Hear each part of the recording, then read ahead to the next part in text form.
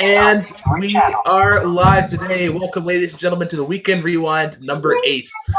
It is a glorious day here in Prince Edward Island. It was a lot nicer than it has been the past couple of days. We've gotten some snow and some flurries today. Today we have a 4-man panel today, kind of very diverse and representing multitude of different factions.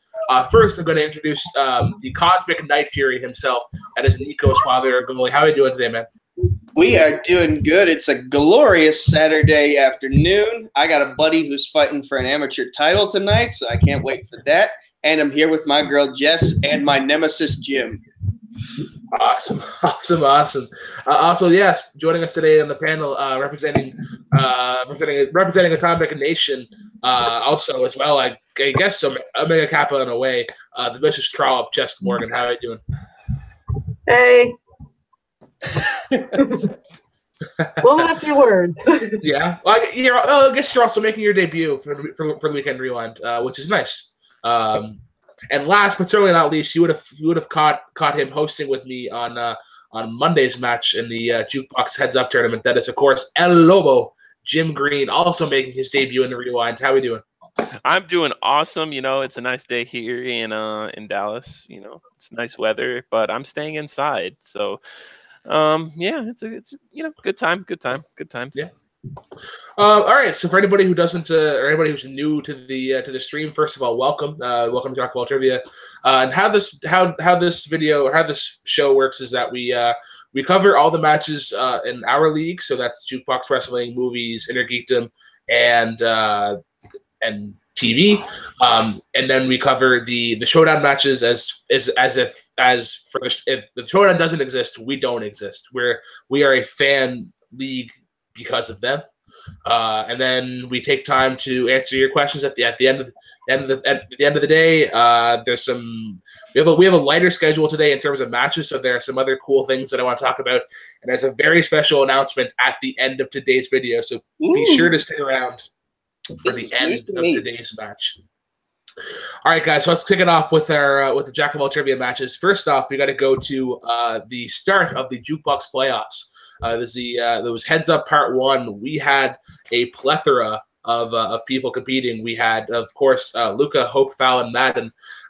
We had Mark Borick, Haven Pendergast, Malcolm Lay, Caleb Mashed Potatoes, the False King, Caleb Coho, Zach Ford, and Z-Man, Zadius Smith.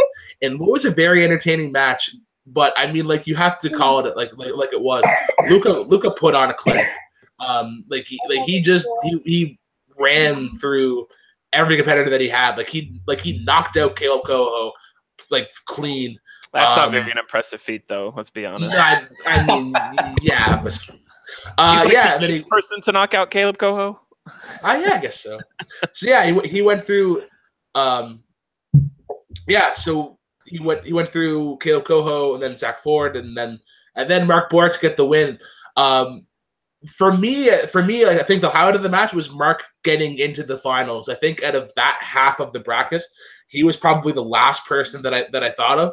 I thought it might have been maybe you could argue any one of those competitors, Haven, Malcolm, or Caleb. If they hit their strength, I think it's going to work out well. So I want to go to Jim first. He was the co-host of the match, and he's also going to be competing in Part 2 of the Heads Up tournament. What were your thoughts on the match? And does Luca, after this performance, does he scare you even more than he did in his debut? Luca was quite impressive, yes, and I felt like going into it, Luca was probably going to win. I think one of the most surprising thing out of the whole tournament there was Caleb not making it out of the first round. I think he got that unlucky draw on questions, and just the questions he got weren't, because after he was eliminated, I feel like he was going toe for toe with Luca, and so he just had that absolutely imperfect round one for him, to where it was just the right questions for Mark to advance. And it would have been nice to actually see if what Caleb versus Luca in that final would have been. Yeah, I think that would have been definitely interesting as well. I think once Caleb hits would be that unstoppable force that we see in somebody like Luka. I want to go over to Jess next. With this format, we got to see a multitude of different matchups pretty quickly. So first off, your thoughts on the match, and if you could see two competitors compete in just like a standard jukebox match, who would you want to see first? That match was friggin' insane, dude. I don't know how you even remotely tried to manage all of that. Yeah, it was hectic to say the least.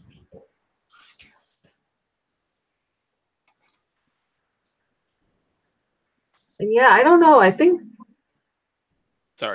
probably the best matchup from that match. I think we kind of already saw it. The Mark and Luka. Yeah. Like that was probably about the best matchup that I could see out of the people competing that day. Yeah. All right, over to Nico.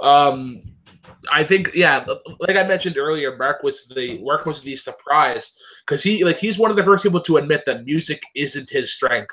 Do you think that might have been a ruse, or was he actually like admitting like, hey guys, music is not my strength? And yeah, your overall thoughts on the match, and yeah.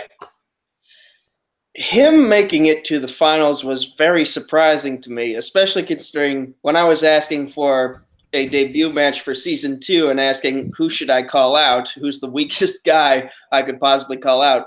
You gave me Kane and you gave me Mark, and you said go with Kane, and I'm very thankful you said go with Kane now, because apparently Mark has actual knowledge in music that I think everyone has to be concerned about. I don't think he was hustling anybody so much as like he didn't realize how good he actually could be in this division, and maybe it's just a matter of like he got questions he knew how to answer correctly. In terms of the format of the match itself, it reminded me a lot of some of the wrestling and jiu-jitsu tournaments I've been in, where you have like a million matches going on at once and a million referees conducting all these matches in the same room at the same time. I liked it. I liked the format very much. I applaud you for being able to keep up with everything that was going on. In terms of matchups I'd like to see that we didn't, that we may or may not have gotten to see from that match, I'm also very shocked that Caleb Hansen, not the False King, didn't make it past round 1. Because he has a band. He's in a band. So, if anyone was going to make it to the next round, at least, you'd think it would be him. Yeah, well, absolutely. I mean, Koho plugged an album release at the end, and he missed every question. Yeah, so. he went. Yeah, but every white person under the age of 20 thinks they have rap potential. And yeah, kind of. Yeah, I have to echo the statements that I'm kind of surprised, but like he said, he said himself, there wasn't hardly any like 2000s rock or like punk rock questions in round 1. So I think that's where he got frustrated. You definitely saw it. In terms of like seeing like a full match out of that 8-man team, I would actually like to see Zach Ford and Zadius Smith. I thought their levels in Jukebox Trivia were very similar in terms of trivia knowledge just in general. So I think they put on a really good show. I kind of wish that portion of the match just kept going, because it seemed like they were kind of riffing off each other, and it worked out really well. But yeah, I think that was a great performance overall. And then like Luka, like the second half of this is going to be recorded right after the rewind, and then we'll to see who Luka gets to face. But that will be going up on Monday. Listen, crazier things have happened. We all thought, I don't know, we all thought Jeremy was going to retain the Movie Trivia Championship, and then Grant knocked him out. So crazier stuff has happened. Or, a number 5 team can somehow TKO a number 1 team. Isn't that right, Jessica? Don't talk to me, Brooklyn. Hey, Okay. hey, I'm part of her team technically, so I take offense to that too. I had to rub in a little bit of salt while I could because What did I miss? we're probably going to be destroyed by a certain team later on that I'm not allowed to mention.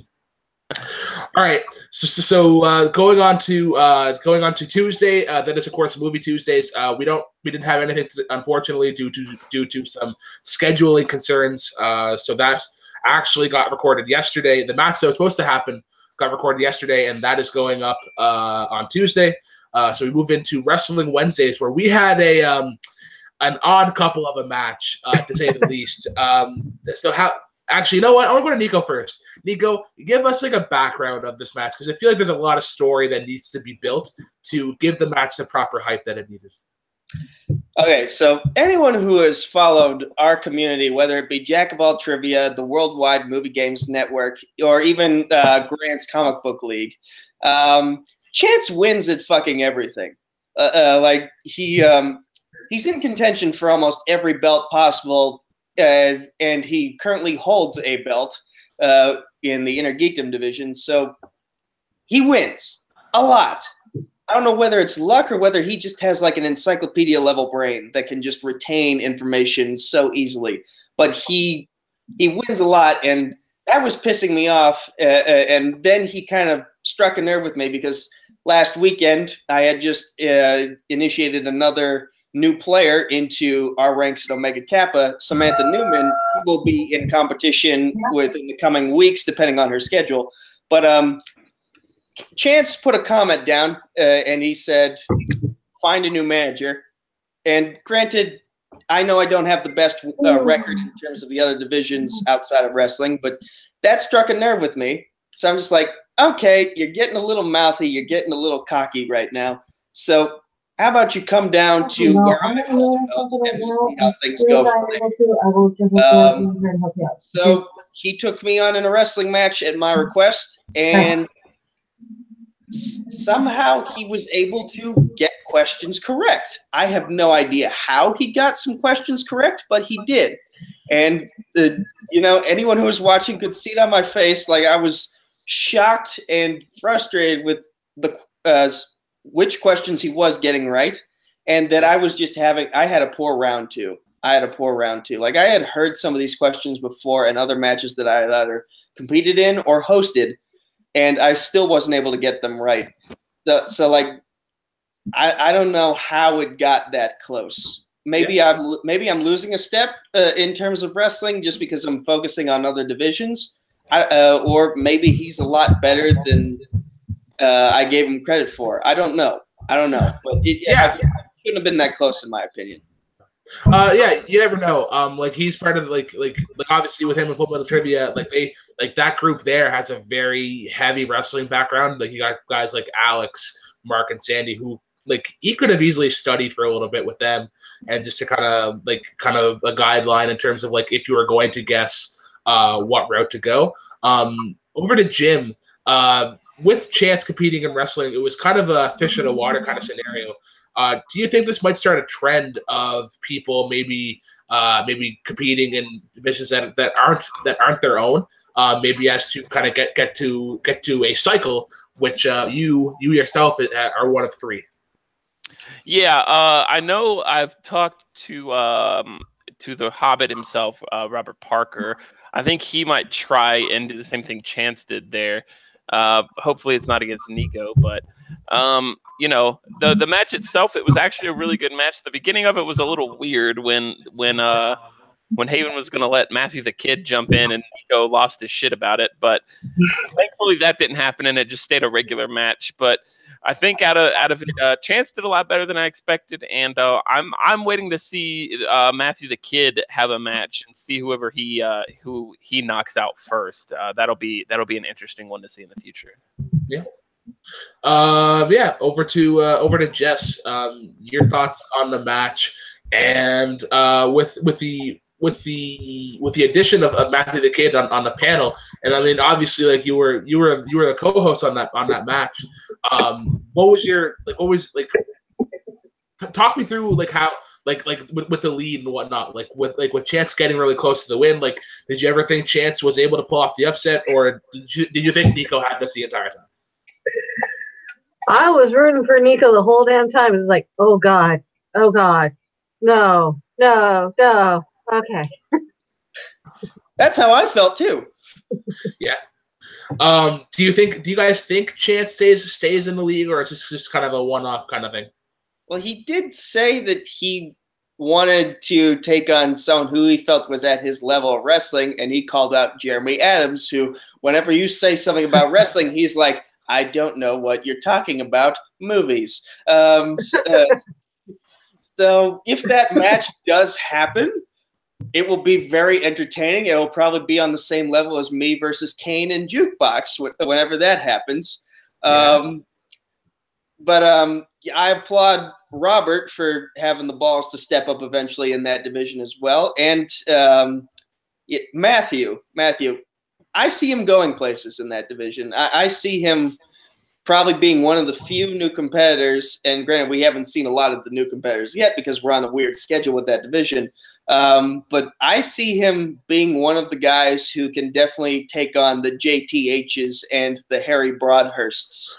The Harry Broadhurst, Harry versus JTH will be one for the ages. Yeah, like that, like Harry just took that division by storm, and it was like for me, what gets me about Harry is that he'll give you an answer, but then he'll tell you more about the answer. It's like, oh yeah, like it was like right before this thing happened here, or like the next day he lost the belt to so and so. Just a wealth of information in terms of wrestling. He pulls the Woodburn with Christopher Nolan movies. He pulls. Yeah. Harry is partially the reason why my activity in the wrestling division has been so low since I lost the title, because I have come to the conclusion that I might not ever hold that championship ever again, so long as he is alive and breathing and competing. So it might be worth exploring other avenues towards a title. Yeah, I think that's why, for me, why we brought in the cycle.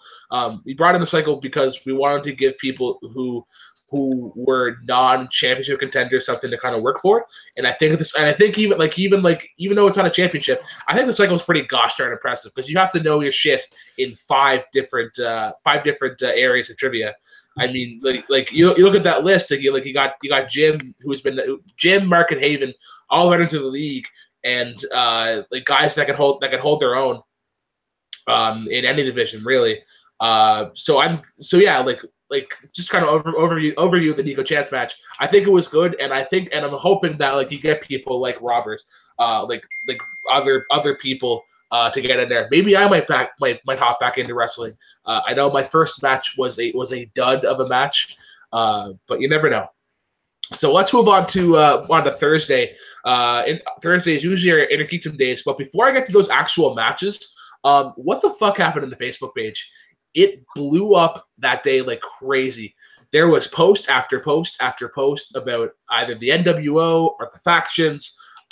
Luca kind of making his stand, like he's I'm gonna join this faction, and then he went live.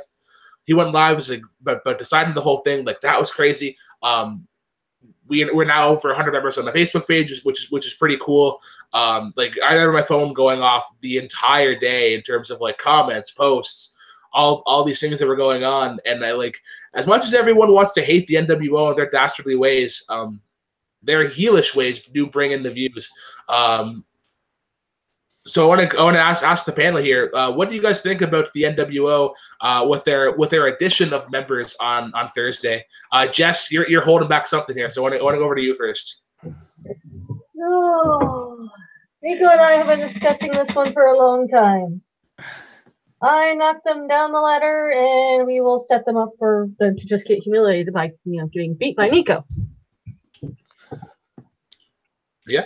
I would just like to take this moment to apologize for bringing Nicole Morris. By the way, happy birthday to her. I would like to apologize for bringing her into this community, because when she joined the NWO, she basically gave this tumor new life to infect everything. Can we X-nay on the Umarte? That is a sensitive subject for probably a good chunk of people. Fair enough. Yeah. Sorry. I'm one of those people, so I understand completely. Yeah, basically, when she joined the NWO, and they were like, "Yay, we finally got someone who can win." Barely. They ran with it, and they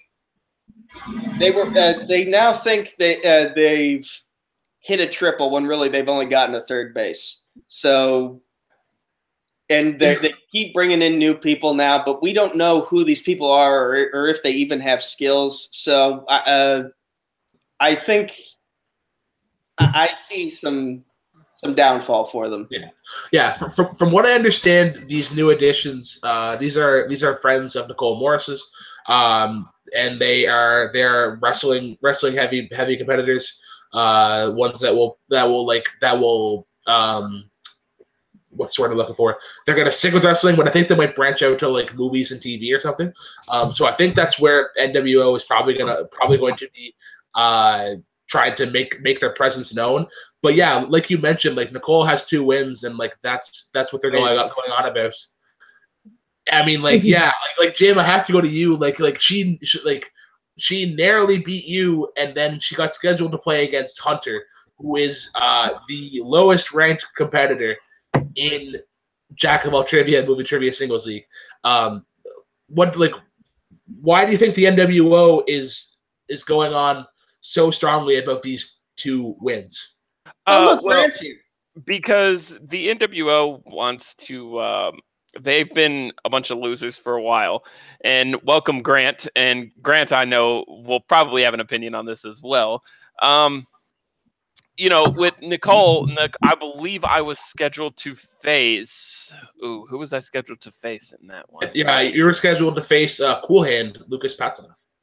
Yeah, I was and then he had to cancel at the last moment, and then Nicole gets thrown in there, and I have the worst round 1 of my life, and then she still narrowly beats me with I feel like I would have known the American Psycho question, but the wording was a little weird, and then we got a replacement question, and I had no idea. And then, like 2 weeks later, Nicole, who was 1-0, having just beat somebody that was 1-0, then got the gift of playing the 0-3 at the time Hunter, which I continuously questioned. It just didn't really make sense because Hunter himself will tell you movies is just not one of his strong suits, and he's trying to get better at it. But she won, no hate on Nicole. She didn't schedule the match. She didn't say give me Hunter or whatever. She won, so she's 2-0. But the way that they're acting is that 2-0 that Nicole has had is against Grant and Jeremy or level competitors, when it was against some people lower on the lower. I'm not fantastic at movies myself, but so it's some people on the lower end instead of the higher Grant and Jeremy and Chance and Robert end, which so that's why I'm really excited to see Nicole versus the vicious trollop here, Jessica, who I think is right up there. She could go toe to toe with Grant on any day. I personally faced Jessica in the last play-in match for Full Metal Trivia, and I got to round 3, and then she completely overwhelmed myself, and I can't remember who was the third person in that. I think it was Jeff, and she just destroyed us both in that round 3. And so I think Jessica, I feel, is a very scary competitor. Nicole, I'll wait and see what happens in the Jessica match. Yeah. And mark my words, Jessica will squash Nicole like a bug and dethrone the queen. And I'm going to put this challenge out here right now. For the month of May, we're kind of at similar records, so I would like to take on JD West. All right, you guys heard it here first. Nico, the Cosmic Knife Fury, challenging JD West in a MTS singles match. I think that should be pretty interesting. So while this was happening, we had our current MTS champion, Grant Gregory, join us in the chat. Grant, how are you doing today, man? Hi, Grant. How you going, everyone? Hello. Sorry that I was a bit late. It's 4:30 here in the morning, so I woke up and saw my phone going off and went, okay, what's going on here? Oh, crap, rewind. Better get up. Damn you, time zones. Yeah. Grant, right. I do have to ask you, like you have worked with the NWO previously in the NWO versus not NWO match. What are your thoughts like with Thursday's happenings? With like pretty well a blow up on the Facebook page. Well, oh, pardon me. I've got a soft spot for him. Put it that way. Haven is the reason I'm a part of this. The reason why I have all these friends and the belt. Okay. I see a lot of myself in Caleb when I was his age. So yeah, I don't know. Like, I mean, what are you gonna do when you're losing so much? You got to puff your chest up, and you got to give yourself, you got to give yourself the pep talk, and you got to. I don't know. Like, it's a fine line. My only thing when it comes to the NWO is, I don't want to be rude. Even your soft spot is not that pleasant for them.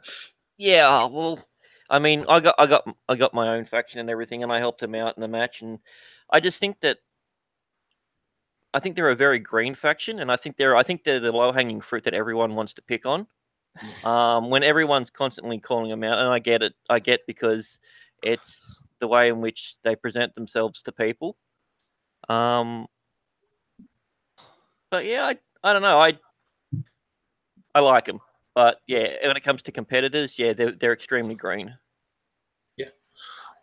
So yeah, with that, let's move on to the rest of Thursday.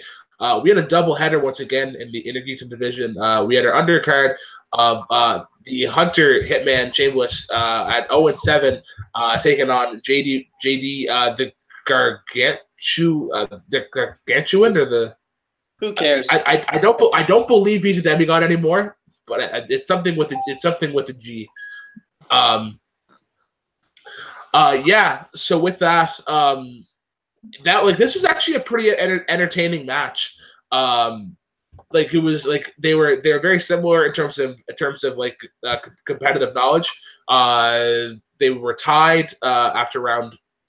They were tied after round one, both getting 4 points, and then Hunter having a very impressive round two, going, I believe, 4 for 4 with DC, and then JD having sorry, Jim, you want to say? He did not go 4 for 4 in DC. We gave him shit about it in the alpha chat for not knowing Marlon Brando. Please continue. Oh yeah, shit. Sorry. Yeah.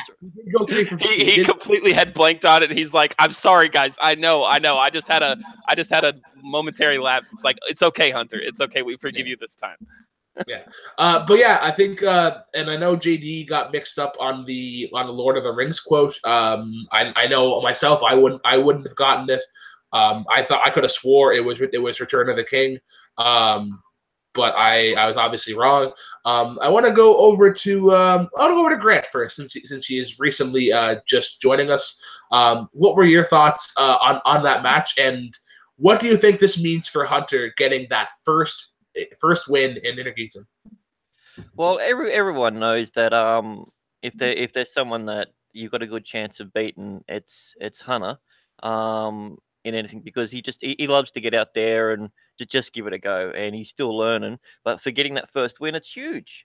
Like, I mean, whoever won out of either or two, we're gonna feel over the moon. Not everyone can come in and have a good record when they first start. So I think it's great if he gets his first win. Maybe it gives him that taste to really dig in and study a bit more and try and push it a bit more. I don't know what that will do for his rankings overall, but I mean, yeah, because it is a pretty shocking record overall.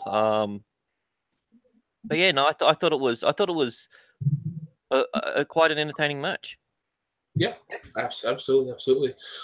Jim, over to you. I know Hunter being your stablemate over in the Alpha Alliance. How much did you prep him in terms of the match? And I know with JD, like he's still looking for that first win.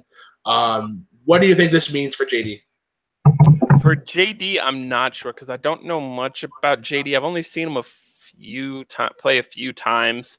But with Hunter, I know Hunter definitely is trying to get better at Inner Geekdom specifically.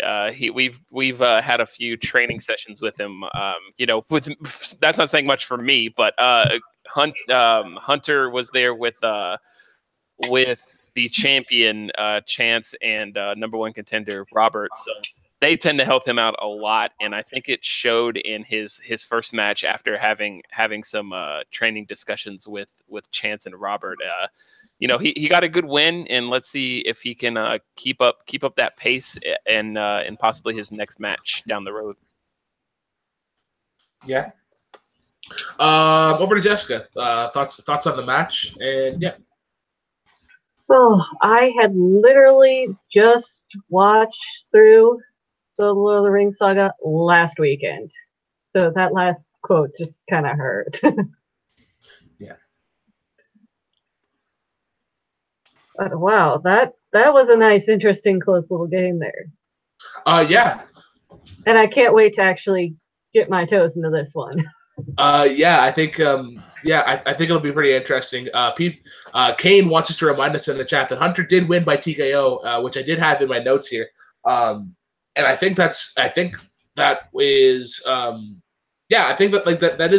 I think that's reminiscent of his performance in round 2. And I think that's also a thing that factors in JD's it wasn't a terrible performance, but I think it was just kind of okay when he got Lord of the Rings. Nico, as a huge Star Wars fan, and I thought to me, I was kind of surprised that JD spun away from Star Wars in round 2. Have you had a chance to chat with JD previously, and were you just as surprised that he spun away from Star Wars? To me, I thought he was a Star Wars nut. Doesn't Hunter have Star Wars listed as one of his strengths, though? I wouldn't be surprised.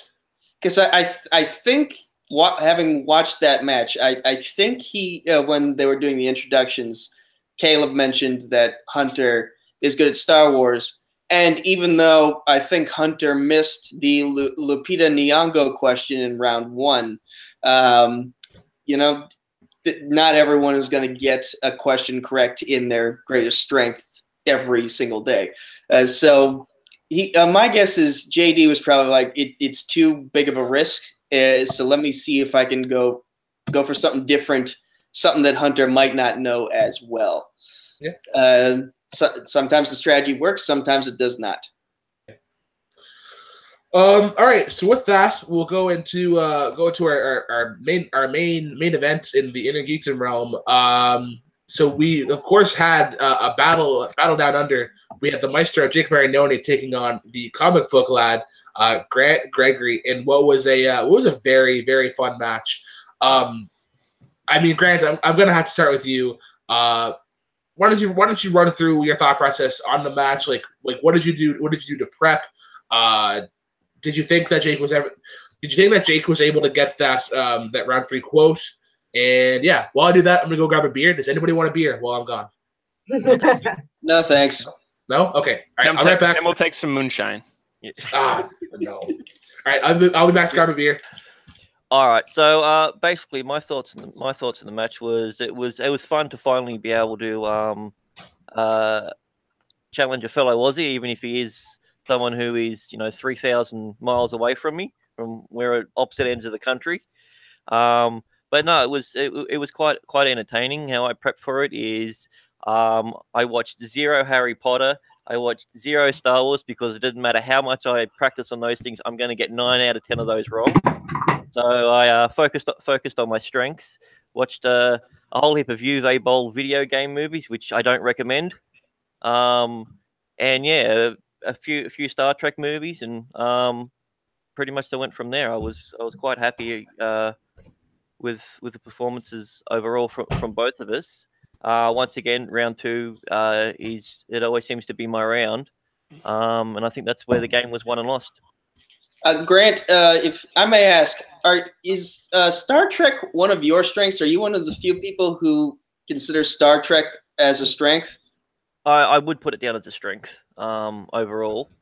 Do you have any advice for other competitors who might be too afraid to dive into that pool because of how deep and broad and messy it can get? Well, being we mainly focus on the movies. If you can get a hold of the movies, just watch those. They're pretty straightforward. There's not really a lot of complicated stories with them. There's just a lot of names that you've got to try and remember. So any weird name that you hear, write it down on a pad, and just go from there. I think that's just the best way of doing it. You're gonna have a lot less trouble remembering things from Star Trek, I think, than say something like Harry Potter or Lord of the Rings, because most of the names that are in there are relatively, let's just say, human names compared to Lord of the Rings. Yeah. All right, so over to Jim. I know with Jake as well being a member of the Alpha Alliance, it's kind of a tough, must be a tough loss for him. What were your thoughts on his performance, and what do you see? Who is the next opponent for each competitor? Well, I will be honest. I did not get to see this whole match yet. I just know that Grant did win it. I was a little busy yesterday, but I know Grant won on that last quote, and Jake was pretty disappointed. But it's, I don't know if this is just me, but I think I wouldn't say IG is probably Jake's strong suit. I feel like he is much more just regular movies is his, that's his alley. So hearing he did as well against Grant, who I think is just amazing, and IG just that's good to hear. But so for Jake, I'm not sure who he could play next. I'd have to kind of look at who's kind of like 0-1-ish in that area. But with Grant, I'd like to see Grant, play somebody else in the top 10, because I think Grant will move up a little bit from this, and then maybe play one of those guys right in front of him. Like maybe I don't have the rankings right, that top 10 ranking right in front of me, but maybe like a Sandy. I was actually just gonna say, if RJ wasn't in that triple threat with him, Mark, and Caleb, I think RJ would be a good opponent for Grant. Is that an IG? I can never remember. I believe so. Yes. Yeah. Let's see. He's got Grant on the last rankings had Scott, Woodburn, RJ, Ryan, Stephen Brody, and Leo in front of him, and Sandy. So any one of those guys, maybe Scott or Woodburn or Ryan could be a good one. So, maybe those guys in the middle of the top 10 could play each other, while maybe Sandy and Leo could face off. You'll never see where you just want to see where it goes. But definitely I want to see Grant moving forward in IG, see how he does. 'Cause, maybe we can get a Chance versus Grant match, or Chance or Grant versus Robert in the future, and I think that'd be a great match. Yeah. I mean, we've seen it twice so far in movies. Maybe, and hopefully, if the cards fall in the way that they do, that maybe we'll get Chance Robert and Geekdom. Jess, anything to add on the match? Oh, that round two, man. First of all, props to you, Grant, for picking the Star Trek. Nobody picks the Star Trek. Well, it's a relatively shallow one as well. That was also going into the thoughts of it, because I don't hear it often, so I figured the questions wouldn't be too deep. Yes, completely, because everybody wants to pick DC and MCU, and that's getting to be a pretty deep well. You gotta really know your shit. Although I did know at least 3 out of your 4 questions.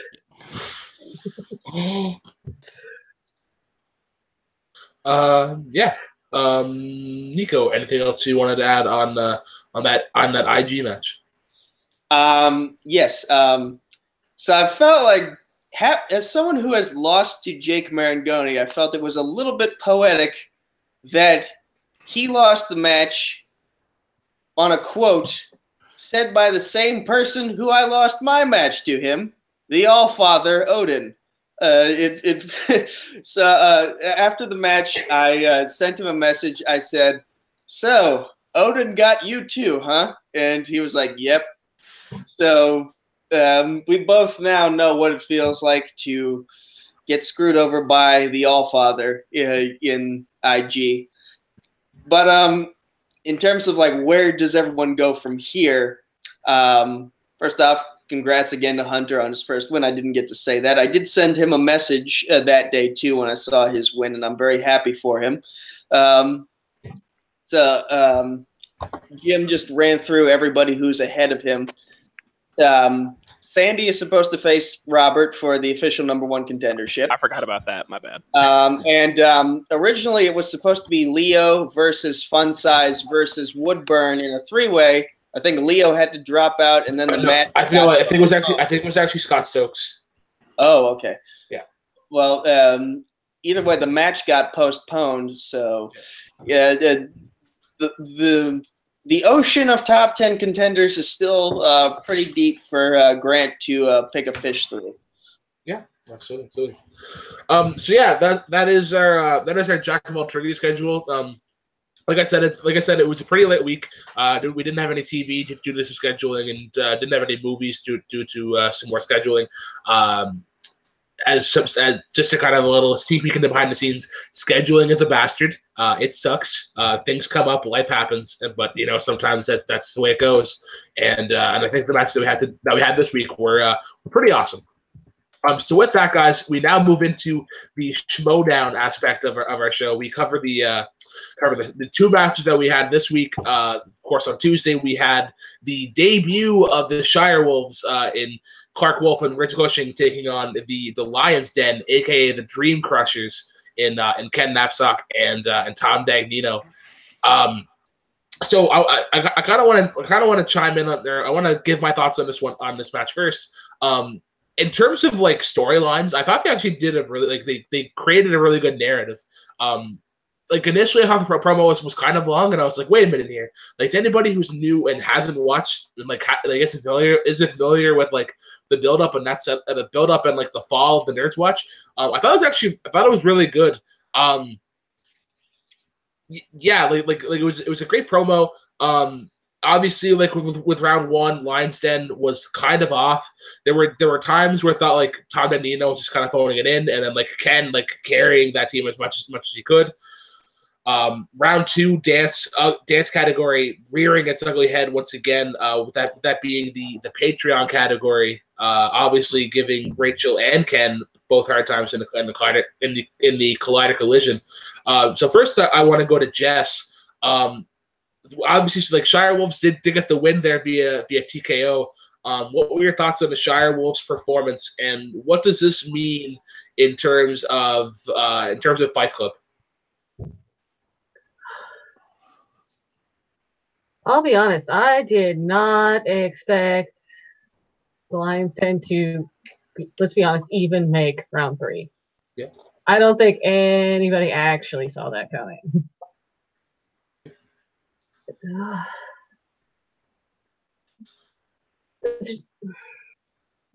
I feel really bad for saying it, but I'm not the world's biggest Clark Wolf fan. I think she's a lot more middle of the road than people will give her credit for. I'm the exact same way with Emma Fyffe. I'm like not her biggest fan. Yeah. Nico, over to you. I want to get your thoughts on the match, and do you think that the Lions Den still hold their own if they don't get Charlie Sheen in round 2? So on the Schmodown Facebook page this week, there was a poll, and it was the question asked was, do you think this game is based on luck? Now, I was one of the few people who clicked yes. And the reason why is because anyone in the fan leagues here can attest to this. Whatever round 2 can either be your saving grace or it can be your nightmare, depending on what category you get. Like I've had some good days and I've had some bad days in regards to that wheel/number picking. And in this case, dance movies, seems to be a lot of people's kryptonite, specifically Rachel Cushing in this case. And other times you can get your saving grace, and in this case, it was Charlie Sheen movies for Tom Dagnino. So round 2 and the implications for it are very undervalued, apparently, because that wheel makes all the difference. And Speaking from experience. what surprised me more was how well Ken Knapsack did in round 1. And the reason why I say that is because, like, I usually think, oh, Ken Knapsack's like me. He knows absolutely nothing except Star Wars. So, but he pulled a lot of questions, got a lot of right answers in that first round, and really kept the Lions Den, or as they were referring to themselves in that match, the Dream Crushers. He kept them alive throughout the match. Yeah. Absolutely. Over to Jim. The one thing that I haven't asked yet, but like I'm kind of curious to hear what everybody's thoughts on this. In round 3, we had that Charlie's Angels debacle where they were asked the question. Tom Dagnino said Charlie's Angels, and then Christian Harloff stated, "Can you like a little more specific?" And then obviously Clark challenged. They got a new question. They still got it right, but obviously Clark was still kind of pissed about it. So I want to go to Jim. What were your thoughts on that ruling? And would you have changed it any other way? And what was more prominent in that instance? That Tom Dagnino was wrong, or that Christian Harloff just kind of messed up? Well, first thing nobody has mentioned yet, which I will go ahead and mention. 2 words. Rockford Peaches. Great entrance by the Shire Wolves for their first one. I love A League of Their Own.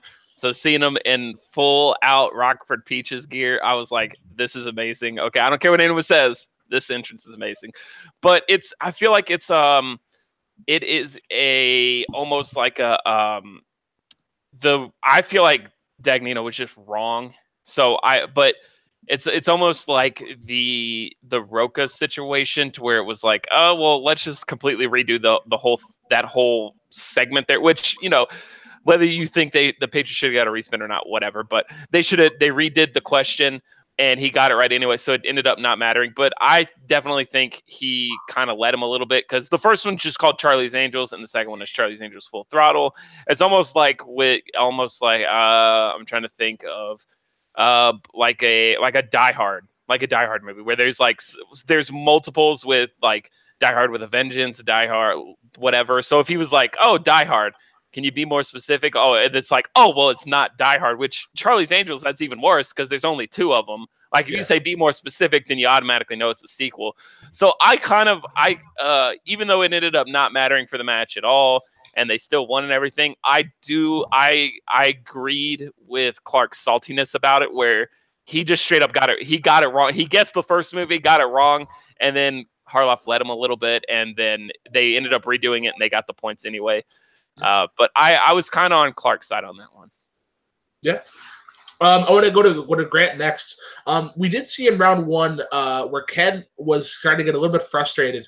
I know with the Aqua guest or whatever, like Tom Dagnino obviously knew the answer, but he said it differently just for shits and giggles. But then Ken was a little frustrated, and then you could for me, you could kind of see in the next match that we're going to talk about is that Ken wasn't as heelish. He was slightly more impartial, but he was still kind of leaning towards the heel. Do you think that maybe that Ken Knapsack Lions Den storyline might be coming to an end, or was that just kind of a slip up? Maybe that was Ken doing his shoot. No, I think that was Ken legitimately being frustrated with the whole thing, because let's face it. It was basically a match between 2 people. It was Cushing versus Knapsack in the end. Yeah. That's what it essentially boiled down to. Nothing against Cushing. We've had our personal issues and everything in the past, but that aside, I think she's a fantastic competitor. I agree with the sentiment about Clark Wolf. I definitely think she's the middle of the pack sort of person, and some of the stuff that she does get wrong, you sit and look and go, really, that's okay, that's a bit surprising. The challenge, the idea about the challenge, I think that comes down to the fact that it was Harloff stuff up. Because if Harloff turned around and said no, straight off the bat, then that would have been fine. But he asked the thing. He said, "Oh, what's the full title?" And as was already explained, there's only 2 of them, and one of them. So you obviously know which one it is. So but I mean, I thought overall the match was a decent one. The second question that they got in round 3, the Carlos Scaldaro one, I thought that should have been a 5-pointer one. I mean, my God, I had to think really hard to try and remember El Mariachi, and I was just like, that was a big pull, but that was only a 3-pointer. I mean, to me, I thought that was a bit of an imbalance there with it. But no, I think at the end the match was a redemption story for Napzok, I think. Because people looked at it, and maybe that's what they were going for. I have no idea what sort of narrative they're going for, but if they're going to plant the seed for Ken's departure from the Lions Den, I think this is the first step. Like back 6 months ago when he turned around and says, you know what, I actually really started to like JTE. That was the moment that seed was planted, and they went from there. And I think if they're going to use that in the storyline, this will be the spot. Yeah. The thing I wanted to add as well, I thought Emma post-match was phenomenal. Like, she was like she really embraced that manager role, and I just wish she would just pick, if you're going to be a manager or a behind-the-scenes person. Like, I feel like I'm kind of beating a dead horse here. I just think she just put on the camera like too much. It's great. It's great to have more women on the show, but there's more women than Emma Fyffe. Like you have like a Rachel Cushing, a Clark Wolf, a Perry Nemiroff. I'm not sure if Wendy Lee Zaney is still with them. Sinead DeVries, maybe even like a Stacey Howard. If I may counter that, sure. Go on. I'm gonna have to use your own words against you from earlier and say scheduling is a bitch. So it's entirely just it could probably just be like, these are the people we have in the studio today. So let's make do with what we have and make the best of what we have. Not everyone can be on like rotation perfectly. Yeah. It could be like the Woodburn effect. Look at Woodburn. He has like 10 matches in MTS. And it's just kind of like, hey guys, we need somebody to compete, and be like, oh yeah, I'm here. So maybe it's just that. Maybe it's kind of like a last minute thing. But yeah, I wish she would just be like, I wish she would either be just a really good manager or like a really good interviewer. Just like, I don't know. I think there are too many good people at Collider where you need one person doing like 3 different things. So with that, guys, let's move on to the second match today in the Movie Trivia Showdown. We had debuts in Ethan Irwin and Yolanda Machado. And what I thought was actually like a really good match. These guys obviously weren't camera shy. I thought they cut some really good promos pre-match. Their entrance is really good. I mean, like that, like Yolanda's entrance with Finesse. I've been playing that song like 4 times a day for the last 5 or 6 days. It's that right feel of 90s that I just love. And I thought Ethan Irwin had a really good performance. And getting back to Grant's statement on how like the questions were kind of iffy in terms of like 3-pointer and 5-pointer. In my opinion, I thought this was the best written match question-wise. Like, I thought the questions were like pretty solid in round 1. Like, I think everything was very straightforward, and that there was a nice balance of easy and difficult throughout the rounds. Let's go to Nico first. What were your thoughts on the debuting Ethan Irwin and Yolanda Machado? I'm going to be honest, I haven't seen it yet. I haven't seen the match yet, so I'm going to let you guys talk about this without me. All right, Jess. Ethan Irwin and Yolanda Machado. I mean, we go into round 2, and we have Ethan getting Spinner's Choice right out of the bat and going to Fantasy Sci-Fi, and then being one of few people to go 8 for 8. or sorry, not 8 for 8, 4 for 4, getting the 8 points in round 2. And then we have Yolanda sticking with Tom Cruise. What were your thoughts on the match overall? I mean, at this point, going 8 full points in fantasy sci-fi is pretty impressive because some of those are starting to get a little bit deep. It's been hit quite a bit. Yeah, for sure. Like you look at it, Inner Geekdom, a lot of those questions come in the fantasy sci-fi neck of the woods. So like I feel like in that era, you might be expecting a couple Lord of the Rings stuff, but I think they've done well in terms of like not having to go that route. Jim, over to you. I know you're one of the better people in the fan league when it comes to like promos and just like in terms of character wise. What were your thoughts on their performances? In terms of like establishing like a face or a heel kind of thing, like Yolanda, we got a heel kind of moment right out of the gate whenever she dissed Ethan's handshake, and then I think Ethan's just trying to go that tough, like kind of almost like Hulk Hogan kind of approach, like I'm the best. I don't know. Yeah, Ethan, Yolanda was like a nice little middle of the road kind of competitor. She did good. This match was only 27 minutes long. The video was 27 minutes. That was a really short. Yeah, that was crazy Schmodown match. But Ethan was extremely impressive. Like, and at the end, he kind of got into the who can I think of like that? He just went into the whole I'm just gonna beat everybody type of thing where it didn't feel really heelish, but he was just like, yeah, I'll beat everybody. I'll beat Roka. I'll beat every, and after that round 2, I'm inclined to believe him. Like Ethan looked really impressive. Yolanda didn't look bad at all. I'd like to see her face some other people who've lost in their debuts. Like I think maybe like her against Bonnie could be fun because Perry Nemiroff, I think would be kind of interesting. If Perry still exists, I'm not sure she still exists in the realm of Schmodown because she's been gone forever at this point. But if she was to come back, yeah, that'd be a fun match. But Ethan, man, I think him versus Ben Bateman would be good because I think I honestly think Ben should have beat Inman in that 5-way, and he just got my big fat Greek wedding question. That was just a tough one, and Ben didn't get it. But I think Ben versus Ethan would be a great match next. Yeah, especially with recency bias. Everyone has been on the mind of kind of like running over Dale the Dude a little bit, and so I think Ethan versus Ben Bateman would be a great next match. Yeah. For sure. Grant, the question that I have for you, first of all, thoughts on the match, and second of all, we saw like as well in Ethan's promo, he wasn't afraid to call out anybody like Sam Levine, John Roca, he wants to be a contender for that. He wants to be a contender for that title. What do you think are the next steps that he has to take?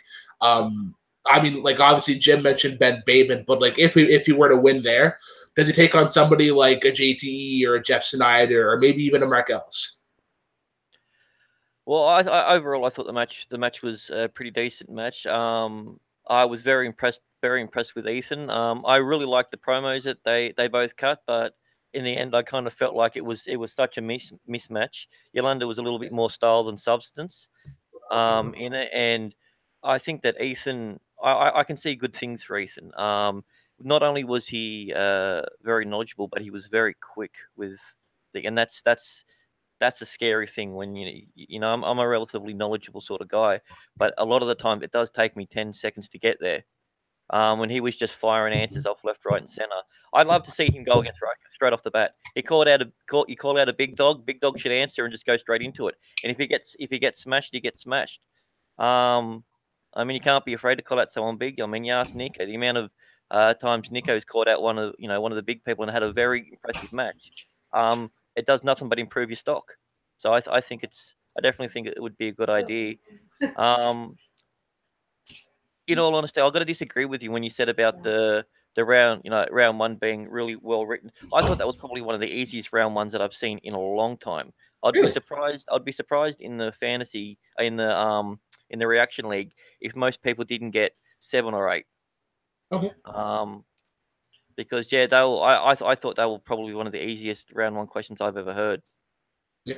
That Says being the said- guy holding the movie trivia championship in our league. Yeah, to be fair, that was easy for you, Grant. But first, I mean, I even did, I did well. I think I got like 7 in that one. But to be fair, I think they kind of, after the kind of like debacles that we've had in Newbie Month, where it was a lot of like 2-point round ones, I think they kind of wanted to say, oh, okay, let's make it to where they'll actually score some points this time instead of, everyone getting 2 and 3 points, and it's kind of unwatchable. Yeah, the only one I got wrong was a Nacho Libre one, and that's purely simply because I haven't seen it. Yeah. Okay. So that's the question that I have for you guys. There was like, it's varying. It's varying on what would be the acceptable answer. I think Monk is the one that's straightforward, but like people were arguing that you could have also said like a cook as well, because I think while he was a monk he was also a cook, and then someone mentioned as well like the character that he's based on was actually a priest. So what, like, just kind of like a quick little sentence there. What are your thoughts on on that ruling? I thought it could have went either way. But what about you guys? All right, I'll go. If there is a difference between monk and a priest, but everyone in the crowd seemed to think that it was too close to call. I hadn't seen it. Funny that you said he was a cook. That's what I actually wrote. That's what I wrote down. I thought I just went, oh no, cook, because I hadn't seen it. So that's pretty funny. Jim? I thought he was a janitor. I haven't seen Nacho Libre either. So yeah, but priest and monk are kind of a different thing. Well, I guess it's like calling him a rabbi. You're saying, well, that's I think you can't just say, oh, it's close enough because it's a religious figure. I mean, I could see why they didn't give him the credit. Yeah, Jess. I mean, if you haven't been surrounded by that kind of stuff, you look at monk and go, oh, that's a priest. So I can see why they went there, but. Yeah, monk is like the super hardcore Omega. Yeah. Okay. So the question I have for Nico, like, if he puts something down, like say like a man of religion, or like a holy man, like is that too vague, or do you think that they accept that because maybe the religion that it's based on is vague? So where I'm struggling with is I've actually seen Nacho Libre, and my remembrance of Jack Black's character was like this. This was asking what was Nacho Libre's profession before becoming a wrestler. Correct? Is that the question? Yeah, yeah, that's correct. So that's where I'm struggling. Is like I knew he had a position within the religious community there, but I don't think it was that high. So, as far as what I'm remembering. So like priest, I feel like is too high of a position for what he actually was playing. Yes. But monk, I don't know if that's what he was either. So for me, I would have probably answered cook also, because like I do recall that was another job he had. Like he was feeding the kids. So. Yeah. Yeah, for sure. So with that, guys, that covers our Schmoedown next aspect of the show. Before we end it, we want to take a couple questions. So if you have any questions, guys, feel free to get them in the chat. There are 2 things that I do want to talk about that we didn't get a chat about last week. Just because the show ran a little bit long, and we had some challenges and some accepting the challenges and just some shenanigans in general. So the things that I want to talk about, there were 2 little trailers that dropped last week. I don't know if you guys know, a very small film called Avengers: Infinity War, as well as Deadpool 2. Something about Marvel. They haven't building this up for the past like 10 years. Started off with like Iron Man, then Guardians of the Galaxy, and now everybody is teaming up, and they're gonna take on the big purple guy. And but no, jokes aside, the trailer was fucking unreal, with the exception of two things that kind of got me.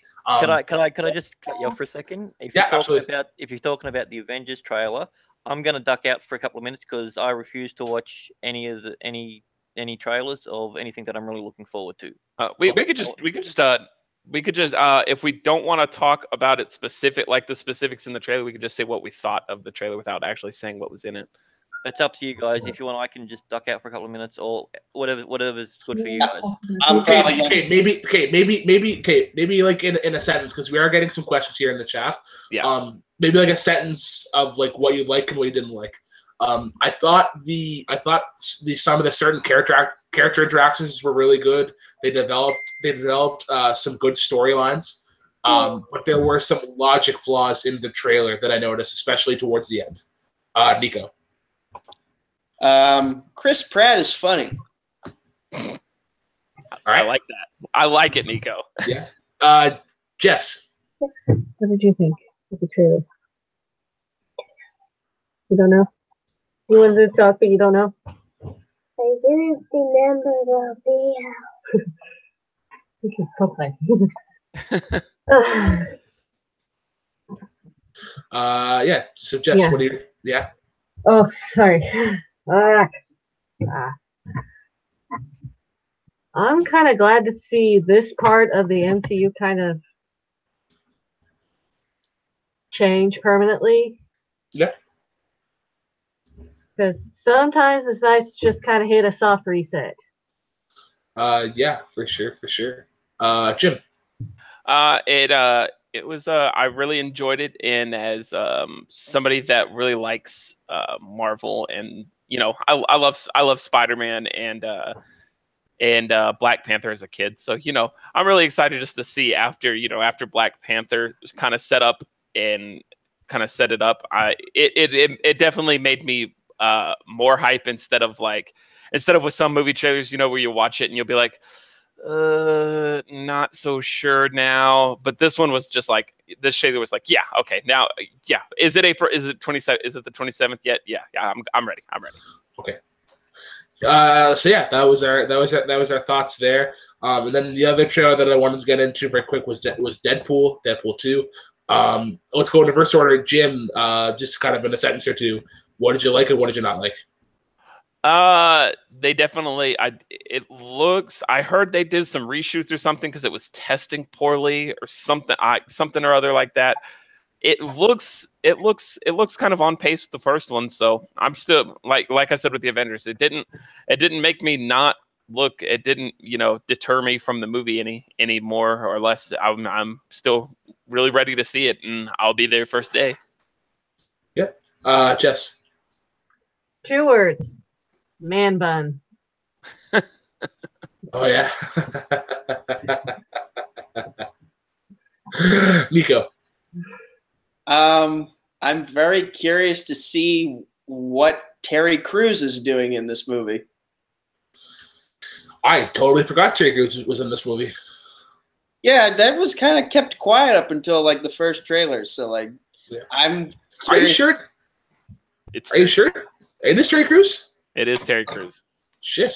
Well, yeah, I could have sworn they announced like a few weeks ago or something that Terry Crews is in it. They just haven't said what he's actually doing. Yeah. Yeah. So for me, Deadpool 2, I thought it was like okay. It wasn't like a stellar trailer. There are a couple of things that do concern me. But I think it will not be better, but it will not be worse than Deadpool. Similar to how I feel with Guardians of the Galaxy. I thought that both those movies were on par. One was not better than the other. So with that, guys, we do have a question here. This comes from the Hobbit, Robert Parker, and his question is: what movie should I watch next? V for Vendetta or Punisher 2004? Grant, let's go over to you first. Okay. Well, those ones I actually like both of them. I'm kind of a sucker for all the Punishers. Even the Dolph Lundgren one, I feel he's it's one of my favorite. 2004 one, is fantastic, but I think overall, I think V for Vendetta is a much better movie. Yeah. It actually makes me not hate Natalie Portman, so I put that in the win column. I think it's probably one of her better roles, and I mean, it takes a lot of guts for a guy like Hugo Weaving to go an entire movie without anyone actually ever seeing his face. Yeah, for sure. Jim. I would say V for Vendetta because Natalie Portman. Okay. All right, Jess. Punisher or V for Vendetta? Oh, most definitely V for Vendetta. Despite the fact that one of my secret favorite movies of all time makes it almost impossible to watch Hugo Weaving in pretty well anything without just giggling and uncontrollable laughter. But yes, my beautiful girl crush, Natalie Portman. Oh God, please watch that. Yeah. Nico. I would say both because you're probably going to get asked questions from both movies anyway. Yeah, I think V for Vendetta is one that doesn't really get asked a lot in DC, and I'd say definitely Punisher 2004 hardly ever gets asked in Marvel in terms of IG. I would have to agree as well. V for Vendetta, one of the great graphic novels from the DC neck of the woods, and I think there's some history to it, like Guy Fawkes Day. Remember the 5th of November. That's a big thing in Newfoundland. I know they have it's almost like a holiday for them. Like they. So something I want to, because we do have some time here. There was something I want to go on about here. Kane saying that Guardians 2 was one of the worst films in the MCU. And Mr. Grant Gregory here agreed with Kane. Agrees. So I want to hear everybody's thoughts, because like for me Guardians 2, the first half was not great. I will admit, the first half was not great, but the second half of that movie more than makes up for that, like for the slow-ish tones of Act 1. I thought Act 2 I thought the second half of the movie was really, really good in terms of like action. Like I thought Kurt Russell was a really good villain, and just things that they set up for like the cosmic aspect of the universe was really nice. But I want to go to like, I guess, the polar opposite of my opinion in Grant. What is it about Guardians 2? I'm curious. I don't know if it's supposed to. Is it actually a sequel? I mean, you've got two characters in there that people think are the same from the first one. I mean, Drax. That's not Drax. That's the polar opposite character to the first one. It's supposed to be set not that long after it. They hand up that character. It was the most annoying aspect of that movie for me. I had major pacing issues. And that being said, you had someone who was a really good bad guy who just motivations were so stupid. Like he knows exactly how much his mother means to him, yet while he's just this close to getting everything that he wants, he turns around and says, "Well, that's why I put the brain tumor in her and killed her." Obviously, that was gonna, like, I mean, if this is supposed to be one of the smartest things in the universe, doing that at that time made absolutely no sense. It was just a way in which it was just what they used just to try and turn the story at that time, and it made zero sense. The part at the end was just a big CGI fest. Baby Groot, I find there was a charm about Groot. The fact that he died off in the first one, and you got this one as a replacement, which they've already said is a completely different character. Yeah. There was something charming about Groot in that one. There's something that's annoying that's there purely and simply to sell toys. And that's what it is. It's that opening scene in the movie was cute, but that just dragged on for so long. And then just everything, all the little jokes that had Baby Groot in it, just grabbing the thumb, which I thought that part was quite funny. But overall, it was just a lot of stuff happened, and then a lot of nothing happened. A lot of stuff happened, a lot of nothing happened. It was just like it's like they couldn't wait till the end just to get to their 5 post-credit scenes.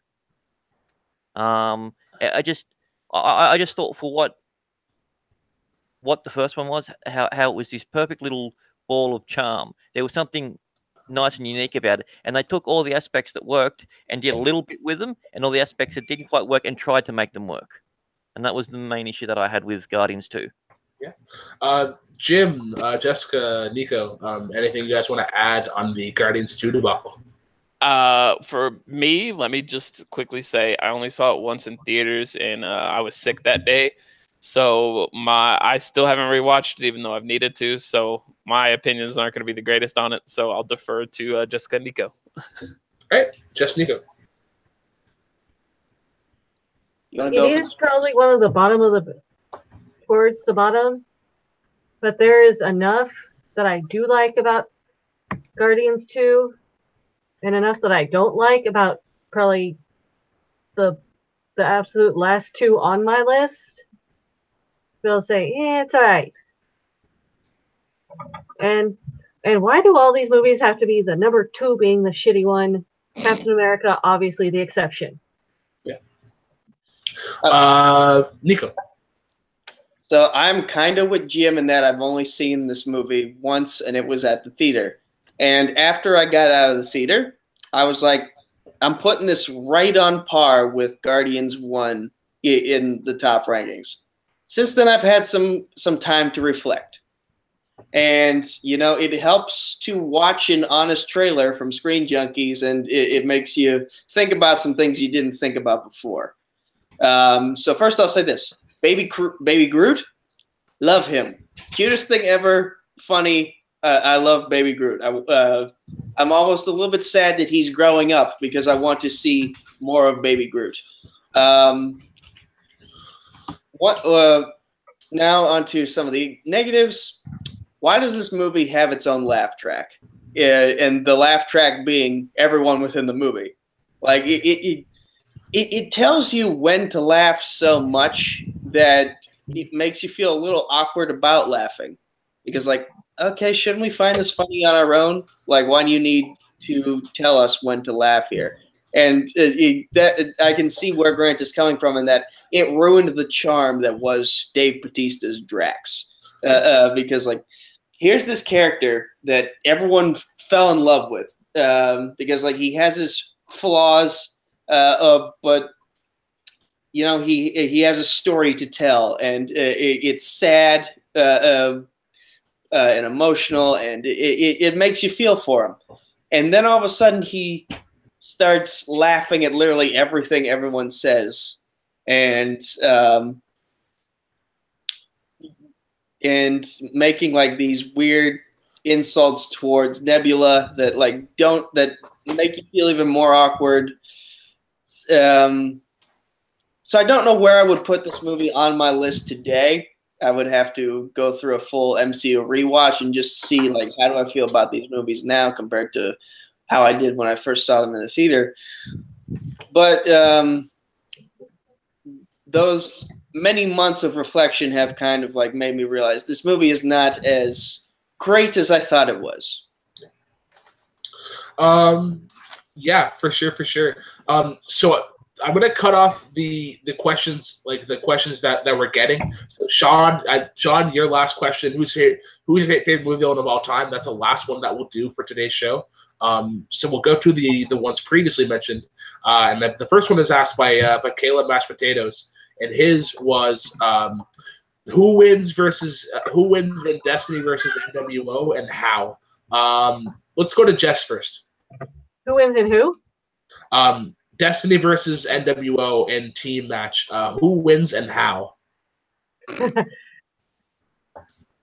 Can we just do Destiny by KO straight up? Sure. Okay. Nico. Because isn't it freaking Haven and Coho on the NWO? Yeah, no, KO. Grant? I don't know. You got to go with Destiny, but I wouldn't be surprised if NWO surprises a lot of people. I mean, they're only one match away from people going, oh shit, okay, because they're both not dumb competitors. They just seem to they don't pick each other up at the right time, and that's the problem. So this could be the match. It might not be, but yeah, I'll go with Team Destiny. Yeah. Jim. I will obviously. I'm gonna pick the Alpha Alliance here. And plus, Robert and Jake are just amazing at movies. So I would say I'll say them, and but I don't think it'll be a TKO. I don't think it'll be a KO or a TKO. Nico. The only way I could possibly see the NWO winning is if Robert's bunk bed collapsed on top of him in the middle of the match, and Jake suddenly had a heart attack. I basically see Destiny winning by murder. Yeah. Yeah, I think Destiny wins this, but I think the reason why they win this is because of their chemistry. I think Robert and Jake have talked well. I've talked enough where they can we're in round 2 where team collaboration is really essential. Where if they need to pull an answer, they can communicate and they can determine what the best guess is. Where I find with Haven and Caleb, they're a little bit too agreeable. Like if one person has kind of a lead, they'll be like, all right, just go with it. They don't really kind of like talk it out, I guess, to be the way. They just kind of go with the lead with like a lead or an edge that they have. So our next question comes once again from Caleb Hansen. If you could play a match in one specific category in any division, who would it be and who would you play? I'm going to answer this last because I actually have something that has been kind of stirring in my head for the past couple days, and I'm going to announce a certain type of match. Let's go to Nico first. I would love for us to do like a TV Star Wars match because like we haven't done much in terms of Star Wars television yet, and I would love to do it against Skywalker himself, Christopher Doman. Oh, that would be interesting. That'd be a time. I'm not sure if you would compete in Jack of all Trivia, but you never know. Crazier things have happened. He has accepted my offer to do a Full Metal call out in Star Wars, so there's that. Yeah. Jess, over to you. There's a couple of them I'd kind of like to see. Because I'd love to be able to take on probably my good friend and partner, Miss Jen Kemp, in a musicals match. Ooh. And there's a couple of people I have in mind if we're going with genre TV here to do a Star Trek television series match. Ooh. I'm looking at a guy in a funny hat right now. Tim. Where is Tim whenever you need it? Jess calling out Grant in a Star Trek TV match. I think that would be really cool. I agree. Yeah. Jim. Well, seeing as I've competed in a Harry Potter match and a Game of Thrones match in which I missed one question, but I was thoroughly confused by the wording. No offense to Caleb, but I was disappointed in myself that I missed one question in that match. So if anyone ever wanted to play me in Game of Thrones again, I would gladly hand them a loss. But maybe I think the two that come to mind is going to be I would play whoever would feel up to it in a music match concerning a band that has a concert April 21st. Oh yeah, Starbucks Pavilion in Dallas. The Foo Fighters. The Foo Fighters, yeah. Foo Fighters match. Yeah, that'd be interesting. Or a Power Rangers TV match in TV, which it'd be great to play Tim in that, but I'm not sure if we could convince anybody other than Tim to write that many questions for a Power Rangers TV match. So anybody that would want to try and step up in that as well would be fun. RJ, I think will go crazy. RJ just loves the movies, and he will get mad if it's anything in the TV. Yeah. Right. Grant. All right. Well, to just feed off what Jess said, I would absolutely be honored to have a match with you in that.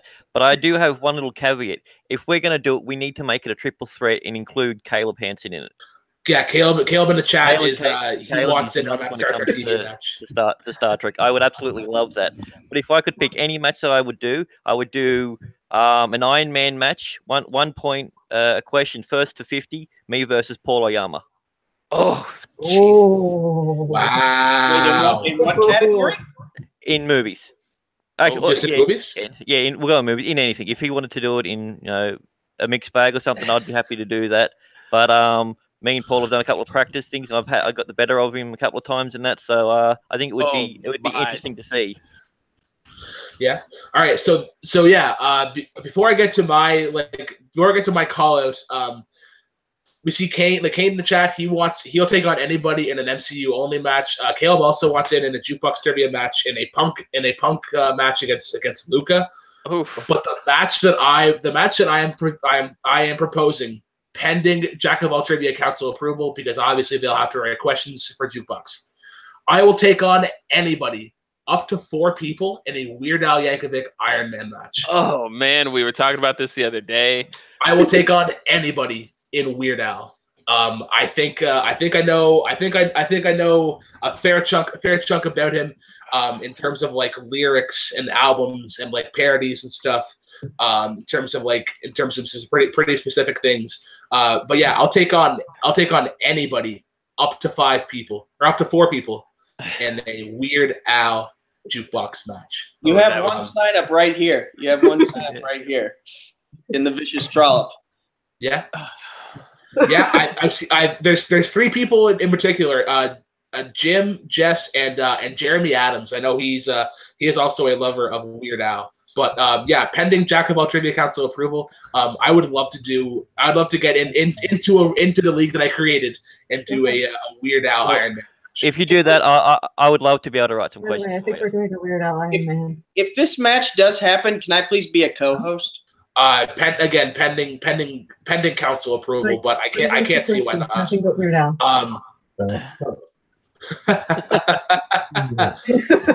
Yes, there's already in determining strategies, some study plans. Some other another one. Sean also says he would take on anybody in a Big Short Iron Man match. Ooh, The Big Short? How do you make an Iron Man match out of that one movie? Easy. It's easy. Specific quotes, like who says this, like number amounts, that kind of thing, locations. The next question comes from Kane, and this one's really interesting. And I've had discussions about this previously in a kind of a different topic, but I think it would be interesting. You're given $200 million to make a spin-off film of your choice of a franchise. What are you making? For him, he's making Wizarding World, which I think would be interesting. Sorry, what's he making? I cut a Western out in the Wizarding World. A Western in the Wizarding World. Oh, okay. So here's the one that I want to do, and I think you could divvy it up. I think you could divvy up the $200 million into 2 separate films, and then maybe you could go from there depending on how well they do. I would actually love to see some Anchorman spinoffs, and where you go is you go from that initial fight scene in Anchorman where everybody fights, and then when they disperse off, you start the first 2 movies from different news teams. So you could start off the first movie with Vince Vaughn's team, and you go on to that perspective, and then maybe the second movie you go with somebody like Ben Stiller, or you could even go even if you were to go Anchorman, like if you're going to start some Anchorman 2, maybe you go with like the Jim Carrey route, or like Kanye West MTV, or like Will Smith ESPN. I think that would be pretty cool. But Nico, yeah, what are your thoughts? So Grant might perk up at this idea, but in the 1980s, I believe, Marvel had a comic series with The Thing, in which he was a member of the Unlimited Class Wrestling Federation. I would very much like to have an MCU wrestling movie titled Unlimited Class Wrestling. And you could just take like 1 million wrestlers from a bunch of different promotions, and the entire movie could be basically a wrestling tournament to crown the promotion's first champion. Yeah, I think that would be pretty cool. Jess? You'll come back to me in a second. Okay, Jim. I am going to take that $200 million and force Disney to make Tron 3 because I've wanted to see Tron 3 forever. And fuck you, Disney, for not making Tron 3. Also, Sherlock Holmes 3 needs to happen yesterday. God, that trilogy needs to be completed because I love both of those movies. Grant. Well, my Tron ideas just got taken, so that's annoying. So, oh, my camera died. So on top of that, all right. Well, I don't know. Maybe I do a spin-off in the world of it. You know, well, not too sure if he's a demon or what it is in this iteration, but you know, in the 27 years in between the first movie and the second movie, I would do a spin-off about what's Pennywise's life when he's not trying to murder and eat children. Yeah, maybe like a Pennywise origin. Yeah, essentially like a Pennywise origin, but you know, in more in the vein of like say a Scary Terry from Rick and Morty. You know, what happens at the end of the day when he's finished murdering children? Does he go home? Does he have a family? You know, what's going on there? Yeah. I just have a funny question based off what Grant just said. Would the Spanish titling of the movie It be Usted? I'm not too sure. That is a joke for anyone. If anyone speaks Spanish, there's a joke. Please laugh at it. So Caleb says in a chat. So he asked Grant. So you do Dreamcatcher? My mom just booed me from across the house. Though I do really like Dreamcatcher. Yeah. Yeah.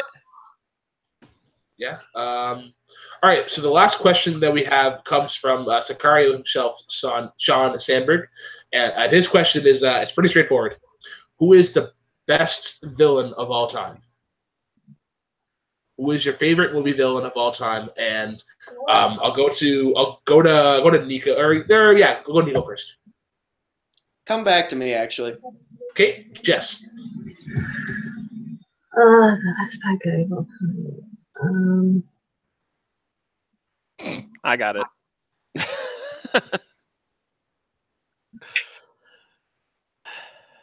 The nerd side of me says Chancellor Palpatine, but the more highbrow side of me is probably gonna go with Silence of the Lambs, Anthony Hopkins. Hannibal Lecter. Hannibal, yes. Thank you. Sorry, my brain's still a little fried from yesterday. Grant. This might come as no surprise, but I'm going in the realm of comics, but not just so much comics. I'm going to go a specific iteration of the Joker, and I'm going to go Mark Hamill's Joker from Batman the Animated Series. Yeah. Very solid. Everything about. I mean, I love Heath Ledger's one, but he wasn't the Joker true and true. I loved his interpretation of it. That would be my one for animation. So yeah.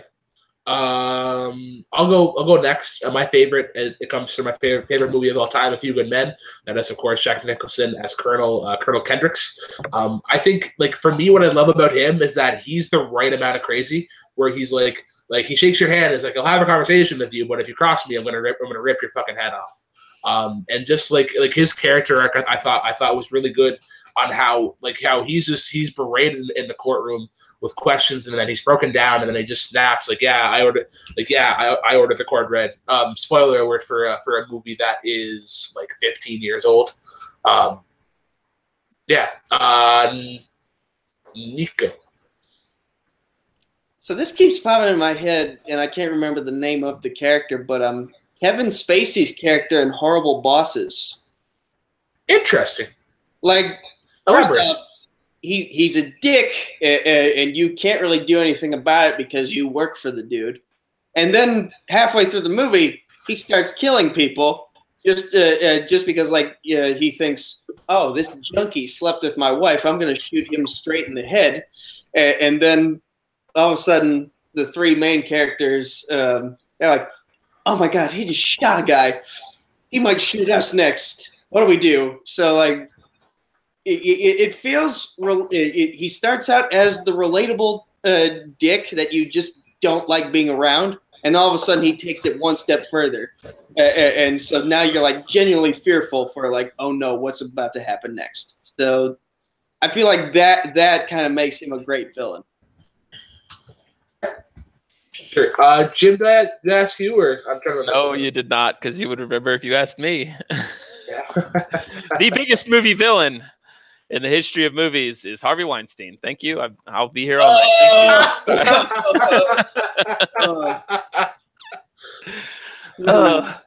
I'll show myself out.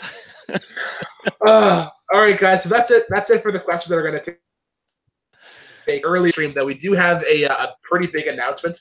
I have been chatting with some various people in the terms of factions, and we have confirmed this match that is going to happen. So, guys, on April 14th, there is going to be a Game of Factions match. So, how this is going to work, guys? We're going to have four factions represented: the NWO, Atomic Nation, Alpha Alliance, and Apocalypse. How it's going to work, guys, is each person from each faction will represent a division. There'll be 5 people compete, or 4 people competing at once in their respective division. You get 12 questions in each division. If you get the most points for that in that round, you get a point. Whatever faction has the most points at the end of the 5 rounds will win. You don't get any title shots or anything. This is purely just for bragging rights as to determine who is the faction to rule them all. And we have the factions pretty well represented. The only one we don't have is NWO. But we have been talking to Haven about this, and he's okay for this to happen. I'm pretty excited for this. I think it'll be really cool as our next sort of pay-per-view match. So I want to go to Grant, the leader of Apocalypse. Obviously, we've been chatting about this previously. But are you guys excited? Are you excited about this match? And what give me an idea of like sort of like a mini gameplay?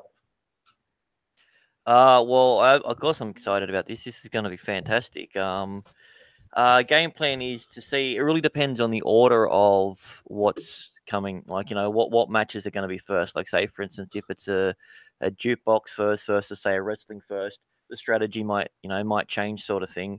But I mean, I believe within each realm of questions and everything, we've pretty much got everything covered. Where none of us are worried if we win, which we're pretty confident we will. That'll be great. But if not, then no harm, no foul. We're still going to be all champions by the end of the year.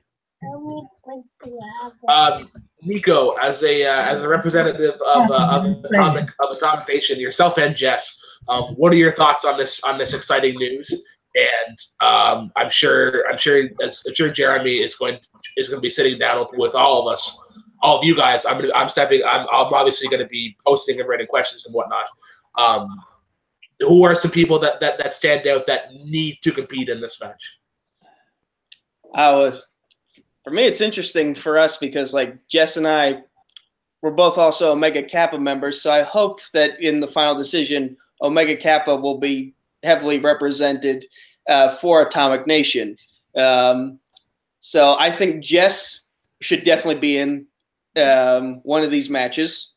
She has shown throughout this month and onward that she is a force to be reckoned with, and she has worked harder than anyone else in this community to improve her skills. So I would definitely make sure she is involved in this. Others for wrestling, either me or Sandy would probably be a good fit. And also for Inner Geekdom, either me or Sandy would be a pretty good fit.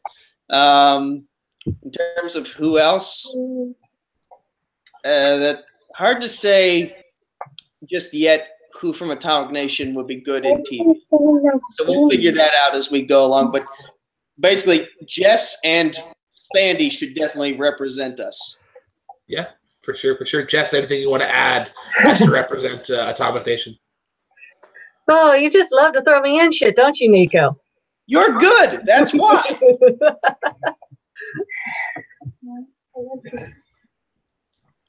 I wouldn't put you in the spot if I didn't think you were up. Like you are good. You are good. I can't say it enough times. You are good at this.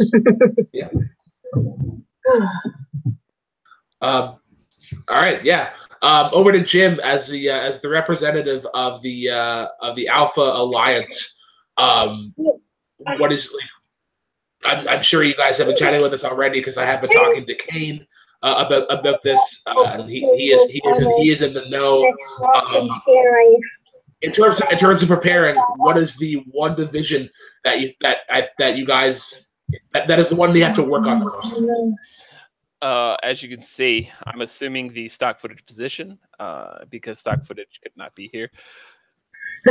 But now, we have discussed this, and I don't want to give away any kind of strategies, but we've been discussing how the rules will work and that kind of stuff, and who will fit the categories the best. And it definitely helps to have the future double champion Chance Ellison in the group. So I think wherever we decide to put Chance, to be a strength of ours. But that's all I'll say for now, because I don't want to give away too much of our secret sauce. Yeah. All right. So with that, guys, I think we're coming up to the hour and a half mark. Let's take a look here. Oh, geez, hour and 40. So yeah, pretty good time. So I want to thank our panel. This is kind of different people making their debuts, some returning faces. I want to go to Nico first. Where can the cool kids of the world find you? You can find me on Facebook, Twitter, YouTube at Nico Suave Regoli. I'm finally uploading Schmodown reactions again. And you can find me here on Jack of All Trivia. And I will soon be whooping your ass, Jim Green. I look forward to that match.